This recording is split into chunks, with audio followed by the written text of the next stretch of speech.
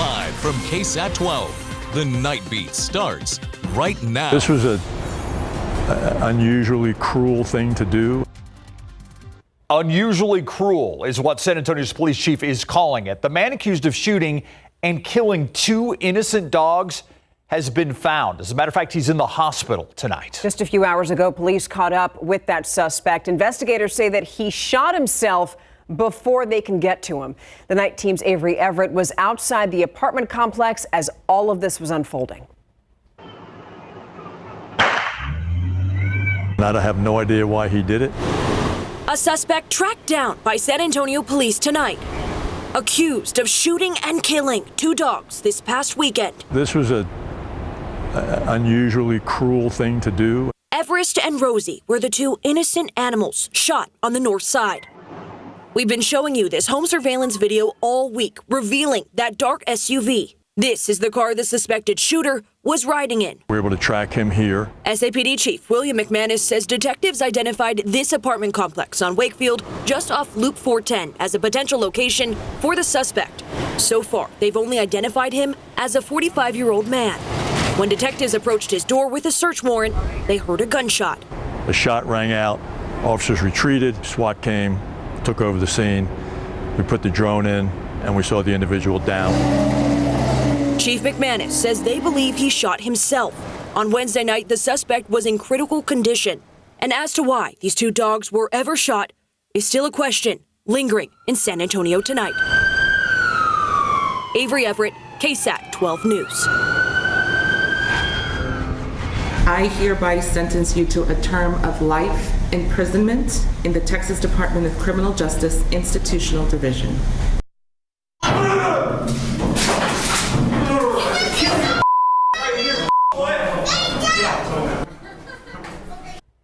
That was a father there, understandably overcome with emotion after finding out that his son's killer was sentenced to life in prison. His little boy, who you see right here, was beaten to death by Daniel Garcia in 2021. Garcia was dating the child's mother. Investigators say the boy, 5-year-old Dominic Aguilar Acevedo, died right here in San Antonio, and that after that, Garcia and the boy's mother, Nicole Aguilar, drove to Colorado and left the boy's body in a ravine. Today in court, the little boy's grandmother took the stand. Just 5 years old, and all that he did was play with his dinosaurs and his sister. And now he is no more with us because one person could not love him just take his life. Now what I have is a big pain in my heart for the rest of my life. Now, Aguilar received 15 years in prison for her role in Dominic's death. And a moment ago, we said that the father reacted to the sentencing. That's not true. He actually reacted to seeing pictures of his little boy in court. A welfare check turns into a deadly investigation today. The victim's family first alerted police that something might be wrong after they hadn't heard from their loved one.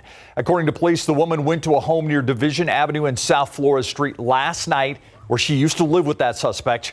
Her family was worried about her going over there because of a recent domestic violence incident. When officers went to check on the victim, they found her dead with multiple stab wounds inside the home. They also found a man, 52-year-old James Mendoza, whom police say hurt himself. EMS crews took Mendoza to the hospital. Police are charging him with murder tonight. And if you or someone you know is struggling in an abusive relationship, we have a long list of resources out there for you. Help is out there. One of those is Family Violence Prevention Services. They run the shelter. Their number 210-733-8810. And if you scan the QR code on your screen right now, it'll take you to our website, where we have all of those resources listed, as well as explainers on what domestic violence entails and how it is quite common for it to build gradually. So we have this information because we don't want you to be ashamed to get help. There is help for anybody who's also struggling with mental health. If that's you or if that's someone that you know, call any of the numbers that you see there on your screen. And just in case you don't catch them in time, they're also on our website. Now to a story that we first brought to you last night on the Nightbeat. We're still working to learn more about the two people who you see right here on your screen. Yeah, they're the mother and the stepfather of a 12-year-old girl who died on Monday. They were arrested, facing charges in connection to her death. As investigators look into what happened, the night team Zaria Oates breaks down what we know so far. This mother and father are both being charged for not getting the medical attention their little girl needed. This is Denise Balbaneda and Gerald Gonzalez. They were arrested because Atascosa County Sheriff's investigators say their 12-year-old daughter, Miranda Sips, needed urgent medical attention last Thursday, but the parents didn't call 911 until the following Monday. The little girl later died at the hospital after going 4 days without the help she needed. It's a story that's shaken their small community. It's been stressful. I mean, there's anger because I'm a mom. Shock and anger. And not knowing and wanting to know what happened. Just for the sake of argument, throw out how the injuries occurred. Throw that out the window. You still have a duty as a parent to provide medical care for a 12-year-old child. And that's what we're talking about right here. Zaria Oates, KSAT 12 News. In other news now, a 62-year-old inmate died inside of the Bexar County Jail. Jose Barrera died yesterday, and a suspect has been arrested in connection with his death. His name is Anthony Allen Chase Magruder. He's being charged with murder. Magruder has a long criminal history and was also charged with drug possession while in the jail when he was arrested this morning. And the Bexar County Sheriff's Office still investigating what happened here. There was more. 4 days after the city of Uvalde released records from the Robb Elementary School shooting investigation, city leaders announcing today that they uncovered more body cam footage from that day. Uvalde city leaders said that an officer informed them that some of his body camera footage was not included in that initial release. That's when the city says they did an audit and found out that several videos weren't released. So KSAT has already reviewed 12 body camera clips from 5 officers, which included the moment that law enforcement breached classrooms 77 minutes, as many of you know, after the gunman entered the school. 19 kids and 2 teachers were killed on May 24th of 2022. So now this newly discovered video is headed to the district attorney for review, and then it's going to be released to the public and to us, the media. Of course, when that happens, we'll let you know. Happening tomorrow, if you want to tell county leaders how you think they should spend your money, well, the budget should be used, and how the budget should be used, you're in luck. The judge is joining county commissioners on a budget town hall series ahead of the final budget vote. The first one was last night, and there's still 3 more you can attend. The last 2 budget town halls will take place after the first proposed budget plan unveiled August 20th. You can find more information about these series of meetings on our website, ksat.com. And we got positive economic news today. The latest consumer price index report, which we told you about last night, well, it was released this morning, and it shows that inflation fell below 3%. That's the first time that's happened since 2021. The CPI indicates how prices change for things month over month. Last month, things like eggs and video game rentals went up by more than 5%, but things like ice cream, used cars, and airline fares, those were cheaper. We spoke with a local investor who put all of this new economic data into context. This is the 4th consecutive month where year-over-year inflation has come down. It's much closer to the Fed's long-term target. And when you have inflation in that 2% range, that's where the Fed has been guiding or trying to get inflation to move down closer to that. What he's saying is that we're on track. The next CPI report is going to be released September 11th, and that one is also going to be getting attention because if inflation continues to cool down, economists expect the Federal Reserve to lower interest rates, which would make it cheaper for people who are looking to take out loans on things like new homes or cars. A lot has changed in the 21 years he's been in the FBI, and in the wake of an assassination attempt against former President Donald Trump and internet breakdowns after an update bug, not to mention threats of cyber attacks, Aaron Tapp sat down with me to talk about his new job as a special agent in charge of the San Antonio field office. He tells me violence in all its forms, obviously concerning, political or otherwise. But I wanted to know, is there anything that keeps him up at night? Do you have one concern that stands out above all others when it comes to San Antonio, when it comes to this particular field office? I don't know that I have one concern. I mean, as you know, Steve, the area of this office covers from north of Waco down to Brownsville, north to south, and then it goes out to Del Rio, 679 miles of border. It's a broad area, and so there's not one concern that keeps me up at night. There's a series of concerns that are always on our mind. Obviously, terrorism remains, and I think always will be, in my career, the number one priority of the FBI, and terrorism in the form of internationally inspired terrorism and domestic terrorism. Our biggest concern in that realm is the lone actor, which doesn't give us a lot of opportunity to detect, a scheme or a plot beforehand. Terrorism, cyber-enabled crimes, elderly scams, and ensuring our children are safe online. All things that Special Agent in Charge Aaron Tapp listed as main concerns. Tapp's entire interview is the latest edition of Spriester Sessions. Among the things, we also talked about his background and if he's comfortable being the public face of the local FBI. You can watch Spriester Sessions on KSAT Plus and all of our streaming platforms right now. Missions on the move.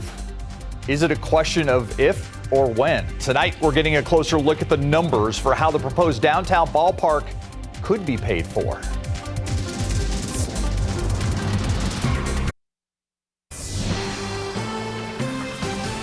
Is a city councilman in trouble? Right now, San Antonio's Ethics Review Board considering a complaint against Councilman Mark White. Local attorney Martin Phipps accused White of using his position to interfere in a custody case back in April, and even attempting to get SAPD Chief William McManus and Sheriff Javier Salazar involved. White's wife had previously represented Phipps' ex-wife. The Ethics Review Board heard testimony from both sides tonight. They are currently deliberating what will happen next.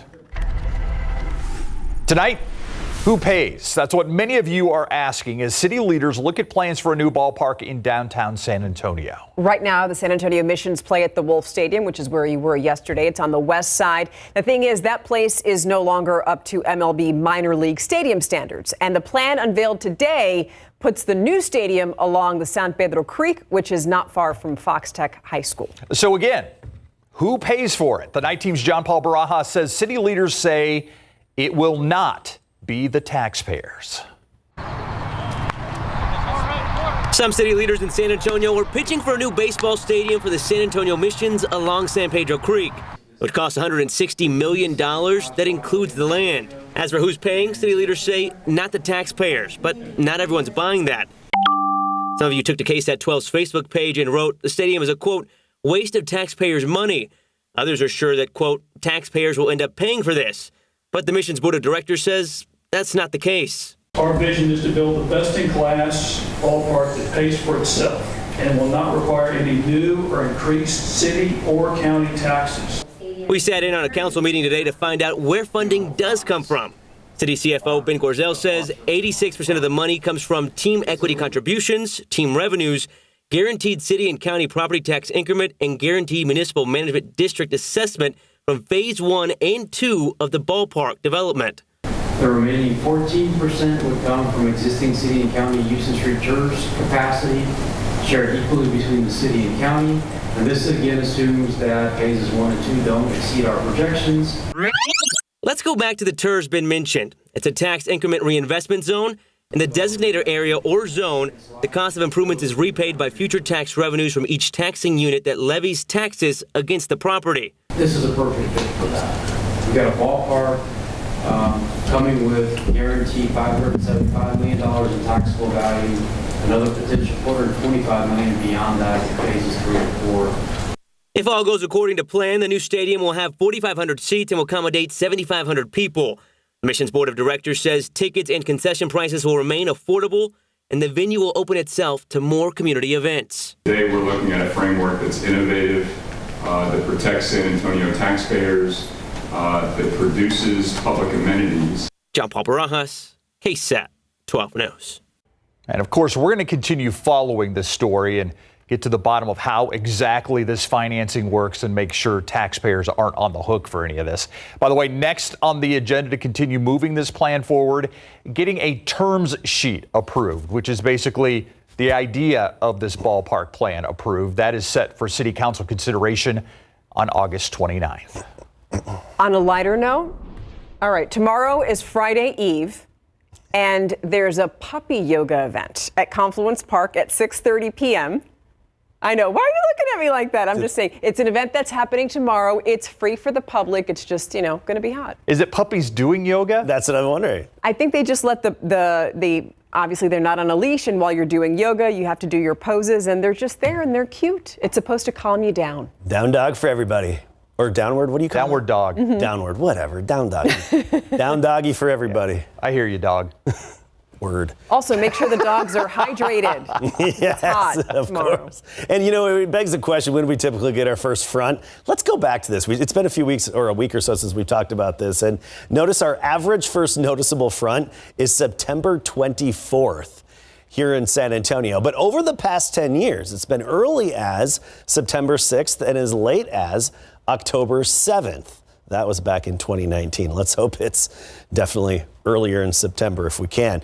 We hit exactly 100 today. That marks our 18th 100-degree day so far this year. But we always like to put it in perspective. This time last year, we were at 49. This time 2 years ago, we were at 58 triple-digit days. So not as hot as the past couple of summers. Look at the afternoon highs going forward. More of the same, at to just above 100, even making it up to 102 this weekend and early next week. And the long-range outlook, this is from the Climate Prediction Center. Judging by our patterns, we are likely to stay above average all the way through August 24th. So it looks like we'll round out the month for the most part, staying above average. Average high, by the way, 97, which does start to drop a little bit in a few days. But notice the rainfall trend. This is the generalized rainfall trend. Not looking good for most of Texas, especially our neck of the woods. Big Blue H, upper level high overhead, but a lot of activity elsewhere, just not directly overhead because we have that upper level high. Now, I want to point out we're still ramping up in the average hurricane season. It typically peaks September 10th, so we're still on that way upward to the average peak of hurricane season. And we do have a system out there, that's Hurricane Ernesto, starting to look better organized and actually getting a little bit stronger. This is the 10 p.m. update from the Hurricane Center, Category 1, max sustained winds at 80 miles per hour. This will be pushing pretty much due north and then northeast toward Bermuda the rest of this week and into the weekend, directly impacting Bermuda as a Category 2, possibly Category 3 hurricane, and then getting swept into the North Atlantic and weakening. Very, I think, well-defined steering flow with this, which is why you see such a tight grouping of those computer models right over or very near Bermuda. Take a look at the forecasted wave heights offshore. Offshore from Bermuda, about 37 feet, and even higher than normal beach waves that they'll have on the East Coast beaches in the U.S. and, of course, rip currents you always get whenever you have a tropical system, even within the vicinity of the East Coast of the U.S. But that's really the only impact. Good for boogie boarders, I guess we could say, right, in the East Coast. 80 in the morning, 93 at noon, 100 the high temperature, but it could feel like it's anywhere from 103 to 107 for a little bit in the afternoon. Divine and Castroville hitting 101, Nixon Smiley topping out at 98. And then it's just what did we call it? A heat and repeat forecast going forward. And we have a quick look at our live cam. And I did notice in the flyover ramp today, I have my landmarks off in the distance. That's very little haze out there today, and that's going to be very similar for the days ahead with the lack of the smoke or dust overhead. We'll be right back. We're going to be talking some Mayo in sports. We'll put that together in just a bit. Yeah, we are.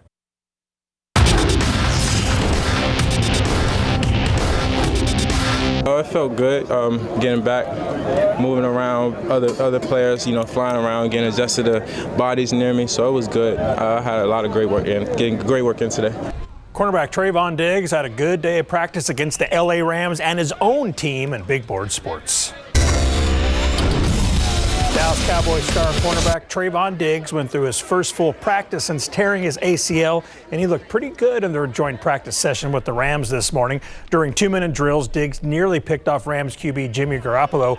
Diggs did snag the ball, but he only got 1 foot in bounds. Still, a nice effort by the ball-hawking DB, who wasn't nervous to go through full contact drills today. It's not really a challenge. I trust it now. It's just more so getting more repetition, getting back to doing, what I do, just getting familiar with the routes, and that's pretty much it. As far as like my mentors being scared or anything, not scared. And Cowboys' second-year offensive tackle Earl Bostic Jr. was helped off the field after suffering a lower right leg injury. All right, Tennessee Titans quarterback Will Levis has his own fragrance, and it's called Will Levis No. 8, and it's inspired for his love of mayonnaise. This all started back in 2022 when Levis squirted mayo in his coffee and he drank it. Then August of last year, he signed a contract with Hellmann's to provide him with a lifetime supply of the condiment, and now he has his own mayo-inspired fragrance. It's sold out in minutes and features notes of tart mayonnaise accord, parsley, musk, and vanilla with coffee undertones. They've said it smells great. And that's everyone's first comment is like they're just so surprised that it doesn't smell unpleasant. And it smells good, in fact, is what I would say. Yeah, I think it's more citrusy, like fresh than anything. They did a great job of keeping me involved throughout the testing process. And by the end of it, I was very, very pleased with what we'd come down to. So, I get sent like little vials to test, but couldn't have turned out any better, I don't think. There were definitely some stages when it was a little too mayo-y, I'd say, but it came out really, really good, I think. Will Levis No. 8 is sold out, but will be available again tomorrow morning at 9 per their website, and all proceeds will be donated to charity. We continue our big game coverage previews by taking a look at the Smithson Valley Rangers. The Rangers advanced to the Class 5A D1 state final last season, where they fell short of the ultimate prize, losing to Aledo 51-8. The Rangers went 14-2 last season, and they have 8 starters coming back from that squad, 5 of those guys on defense. Coach Larry Hill said they lost all 5 starters on the offensive line, and that's the biggest thing they're dealing with still. The Rangers expect to win and go deep in the playoffs. It was something special. We made a deep run last year. We're trying to get back to that and do a little bit more, but yeah, we're just taking it 1 week at a time. It was a humbling experience for sure. It was the best moment of our lives, and we're willing and preparing to do the same thing this year, and I think we learned a lot of things about just being prepared every week and treating every week the same. Well, our expectations are high, like a lot of folks that we're playing is. We know what we're up against. Our schedule is very demanding and very front-loaded in our non-district schedule, and our early district opponents are among the contenders, so we've got to get where we want to go in a hurry. We got to get to a high level in a hurry, but having said that, our kids have worked hard. They're excited to be here, and we're excited to start with them. The Rangers' March state begins Thursday, August 29th, when they face Roosevelt 7 p.m. at Comalanders Stadium. Coach Traylor is trying to keep his guys healthy after the break. KSA football is about 2.5 weeks away from kicking off their 2024 schedule at home with Kennesaw State. In the meantime, the Roadrunners are grinding through fall camp, knowing the regular season is rapidly approaching. And Coach Traylor is doing his best to get his guys ready while trying to keep them upright and healthy, because his guys have really been getting after it. We're good. It's helmets on today. I took the pads off of them. Just too much on the ground yesterday. Too violent. Just too much. So. That'll tick them off real good to take the pads off of them, but they got to learn how to practice that. It's the first time we've been on the ground too much yesterday, so just trying to take care of my guys. I'll make sure I get them to the season. We've had an unbelievable camp, been very physical, but yesterday was just too many guys on the ground. And in Texas League Baseball tonight, the Sod Poodles beat the Missions 5-3. Boo. Boo. We'll be right back. Sod Poodles. Another triple-digit day tomorrow, up to 103 Del Rio and Carrizo Springs. Cotulo could be our hot spot at 104, but we're used to that kind of weather this time of year, and it's not as bad as the past few summers, but it's going to persist, so be prepared for the triple-digit tally to continue. All right. Well, thank you so much for staying up with us tonight. We love you for that. That does it for us here. Good night. See you tomorrow.